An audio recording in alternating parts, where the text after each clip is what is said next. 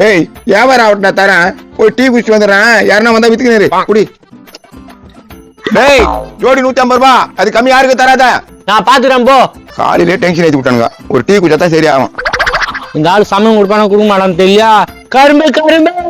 டேய் நீ எப்படா கரும்பு கடை ஆரம்பிச்ச? நான் எங்க ஆரம்பிச்சேன்? நான் வேலை செய்யறேன். வேலை செய்றியா? அடா பாவி, நீ கவலைப்படாத. நம்ம 3 பேரும் சேர்ந்து முதலாளி ஆயிடலாமா? முதல்ல எப்படிப்பா? காத காமி.